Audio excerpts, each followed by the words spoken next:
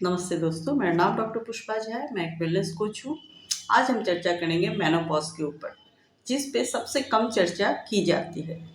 Menopause किसे कहते हैं? 12 महीने तक पीरियड्स का ना आना, मेंस्ट्रुअल साइकिल का ना आना मेनोपॉज कहलाता है। यानी कि जब पीरियड्स मेंस्ट्रुअल साइकिल आना बंद हो जाता है, उसे मेनोपॉज कहते हैं। उससे 10 साल पहले तक, यानी ये जो मैं आपको बताई कि 12 महीने तक पीरियड्स का नहीं आना मेनोपॉज कहलाता है। इस समय से लेके पहले के 10 साल ये पेरी मेनोपॉजल पीरियड्स कहलाता है, यानी कि प्री मेनोपॉजल पीरियड्स कहलाता है।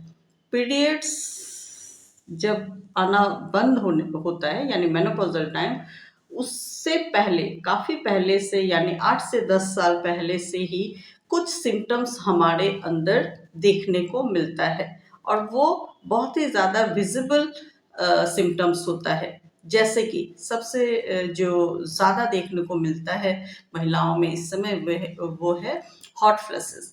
आप देखेंगे कि अचानक से इस उम्र, यानी 40 से 50 के उम्र में ये सिम्टम्स पाया जाता है। तो अचानक से उस महिला को बहुत ज़्यादा पसीना और गर्मी का एहसास होने लगता है।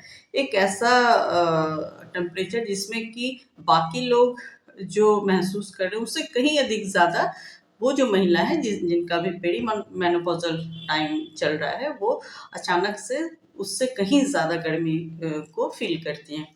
तो ये एक सिम्टम्स है। दूसरा, अचानक से वेट का गेन होना।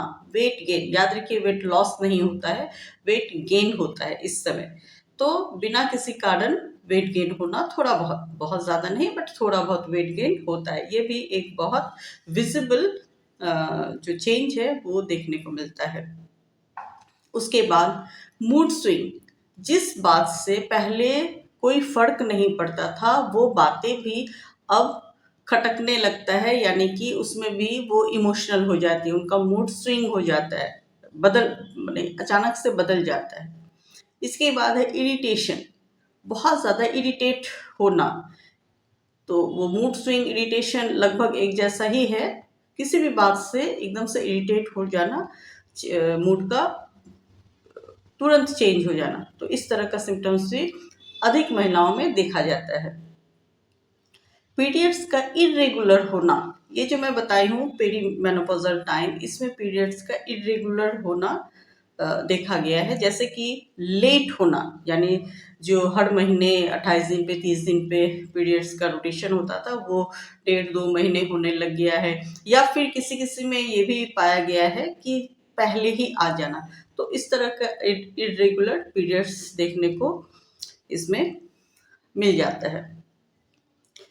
पेन, मसल पेन बहुत ज़्यादा शिकायत आती है। जो पेरी मेनोपॉजल पीरियड्स में महिलाएं होती हैं, उनमें मसल पेन, बोन पेन, इस तरह का पेन का शिकायत काफ़ी देखा जाता है।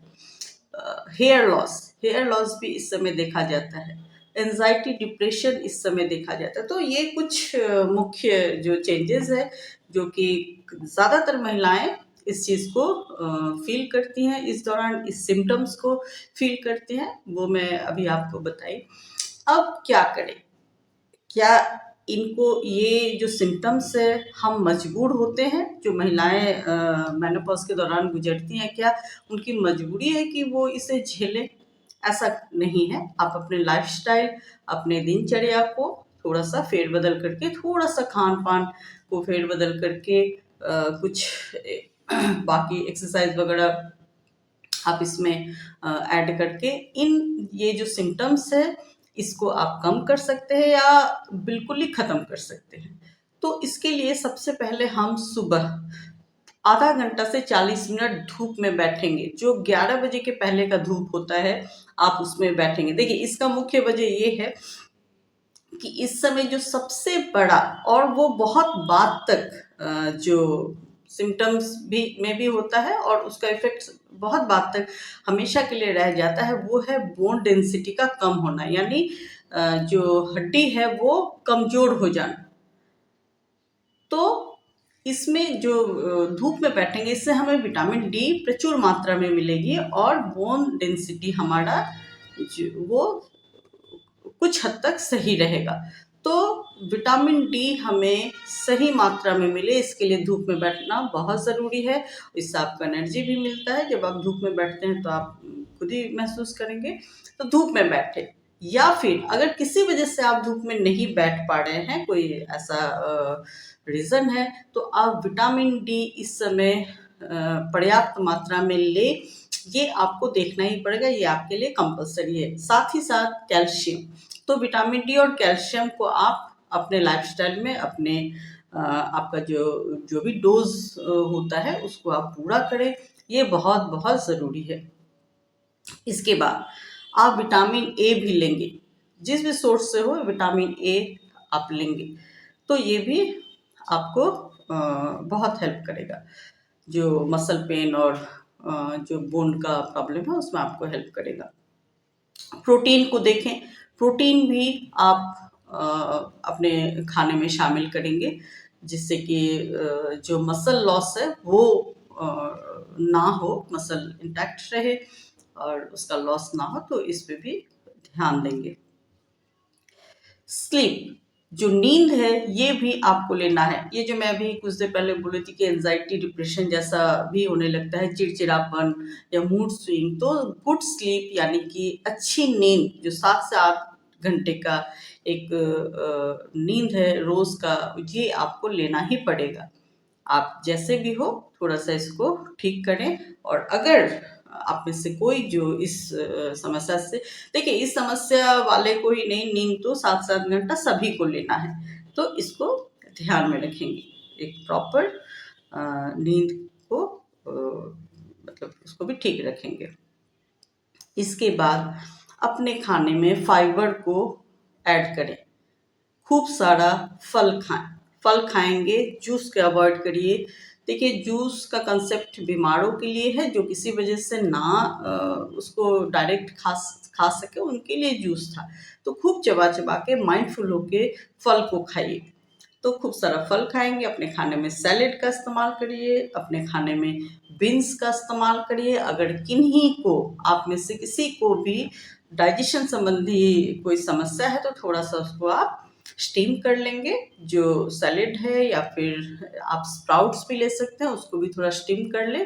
लेकिन वो लोग करेंगे स्टीम जिनको कि डाइजेशन संबंधी समस्या जैसे IBS है या इस तरह का कुछ है, तो हल्का सा उसको स्टीम करके फिर आप खाइए, सैलेड के रूप में खाइए, उसका आप सब्जी बना के खाइए, जिस भी रूप में आपको पसंद हो आप लीजिए। इससे आपको प्रोटीन भी प्रचुर मात्रा में मिल जाएगा। अब फ्लेक्सीड, जिसको अलसी बोलते हैं, वो आप लीजिए अपने खाने में। इससे आपको विटामिन डी का भी बहुत अच्छा ये सोर्स है, और जो अच्छा फैट है उससे मिल जाती है। जो इससे तेल होता है ना, तो ये बहुत अच्छा फैट होता है हमारे लिए।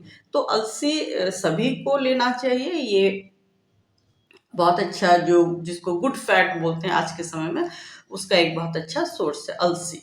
तो आप अलसी को अच्छे से भून लें और उसको हल्का सा दरदरा ग्राइंड करके रख लें, और अपने खाने में जैसे भी आप उसको चटनी की तरह बना के खाएं, आप दाल चावल के साथ खाएं, या फिर आप सब्जी में जैसे भी सैलेड के ऊपर डाल के खाएं, उसको किसी भी तरह, कुछ नहीं तो आप उसको यूं ही चबा के पानी पी जाएं, तो उसको आप किसी भी तरह से 2 चम्मच पूरे दिन में ले लें। घी का सेवन ज़रूर करें। ये एक बहुत सारा रिसर्च आज के समय में ये सामने लेके आया है इस बात को कि जो लोग फैट हटा देते हैं, फैट नहीं खाते, उनके मसल्स पेन, उनका जॉइंट पेन, उनका जो ये यादाश्त का क्षमता, ये सब धीरे धीरे घटने लगता है। तो ये आप मतलब जो यादाश्त है ये घटने लगता है, मसल पेन, बोन पेन, ये सब बढ़ने लग जाता है। तो अच्छा घी, जो जिसको देसी घी बोलते हैं, उसका इस्तेमाल जरूर करेंगे। तो देखिए कहीं ना कहीं अभी जो मैं बोल रही थी कि अलसी, अब अलसी क्या है कि इसमें भी फैट है। तो घी क्यों हम लेना चाहते हैं कि अच्छा वाला फैट मिले, है ना। तो ये कहीं ना कहीं अलसी से भी पूरा हो रहा है। तो इस तरह की चीज़ों को देखेंगे। आप बादाम भी लेते हैं तो वहाँ से ऑयल आपको मिल जाता है, फैट मिलता है। आप मूंगफली भी लेते हैं तो वहाँ से, तो कहीं ना कहीं इन चीज़ों में भी फैट है और अच्छा फैट है जो हमारे शरीर के लिए सही है। तो इस तरह का फैट हम ज़रूर से लेंगे। तो देखिए जब इस तरह का आप, हाँ, एक्सरसाइज आप रोज़ करिए, कम से कम 30 मिनट एक्सरसाइज आप रोज़ करेंगे। 10 मिनट आप रोज़ मौन रहेंगे। मौन को अगर मैं बोलूँ तो जिसको आज के समय में आप मेडिटेशन बोलते हैं, वो भी उसमें आ सकता है। मौन मेडिटेशन एक ही चीज़ है। इस समय मैं इसको एक बोल रही हूँ इसलिए क्योंकि दोनों में से कोई भी आपको फ़ायदा करेगा। तो ये आप करेंगे, उससे आपका मूड काफ़ी अच्छा रहेगा। ये जो भूलने का और ये जो चीज़ें मैं बता रही थी, चिड़चिड़ापन, गुस्सा, ये भी इससे काफ़ी हद तक कम होगा। और कुछ एक्सरसाइजेज जिसको बोलते हैं कीगल एक्सरसाइज। कीगल एक्सरसाइज अगर आप इसके बारे में जानना चाहते हैं तो मैं एक वीडियो बनाऊंगी सिर्फ कीगल एक्सरसाइज के बारे में, जिसमें मैं इसको अच्छे से बताऊंगी। बाकी आप देख लेंगे कि कीगल एक्सरसाइज आप में से कुछ लोगों को पता भी होगा, और जो कीगल एक्सरसाइज के बारे में नहीं जानते हैं वो गूगल भी कर लेंगे। तो उन एक्सरसाइजेस का इस समय ज़रूर से आप प्रैक्टिस करें कुछ देर। आप देखेंगे कि इसका जो मेनोपॉज का जो एक सिम्टम्स से मतलब है कि कहीं ना कहीं एक तकलीफ को महिलाएं उस दौरान काफ़ी लंबे समय तक झेलती हैं, वो इन चीज़ों के माध्यम से वो कम कर सकती है। कुछ मिथ्स हैं मेनोपॉज के बारे में। यानी ऐसा माना जाता है कि महिलाओं में जब मेनोपॉज आ जाता है, यानी शुरू हो जाता है, तो वो महिलाएं अपने पुरुष जो पार्टनर होते हैं उनके साथ संबंध बनाने में असमर्थ होती हैं, या फिर उनको बहुत तकलीफ होता है, या फिर उनमें वो इच्छा शक्ति नहीं होता है। तो ये पूरी तरह से मिथ है, ऐसा कुछ नहीं है। आप, ये मानसिक चीज़ है। एक महिला अपना संबंध एक पुरुष के साथ संबंध बना सकती है और बहुत अच्छे से संबंध बना सकती है, ये एक पूरा मिथ है। इतना ही फर्क है कि अब वो महिला नेचुरली प्राकृतिक तरीके से मां नहीं बन सकती, क्योंकि उनका जो एस्ट्रोजन और प्रोजेस्टेरोन जो फीमेल हार्मोन है वो पूरी तरह से नीचे आ जाता है। तो अब वो नेचुरली प्राकृतिक तरीके से मां नहीं बन सकती है। ये मैं बोल रही हूँ कि प्राकृतिक तरह से मां नहीं बन सकती है। इसका मतलब है कुछ और तरीके हैं जिससे वो बन भी सकती है। तो आप समझ लीजिए कि ऐसा कुछ नहीं है। मेनोपॉज का स्टार्ट होना यानी रजोवृत्ति होना कोई अभिशाप नहीं है। ये तो मैं इतना ही बोलूँगी, जो लोग इस फेज से गुजर रहे हैं या फिर हो चुका है मेनोपॉज, अब आप पूरी तरह से आज़ाद हैं, फ्री हैं, और अपने लाइफ को एक उत्सव की तरह मनाइए, जो हर महीने एक झंझट या फिर एक कहीं ना कहीं एक जो है ना, हर महीने का एक, आप कह सकते हैं उसको कि झमेला, तो उससे आपको निजात मिलता है।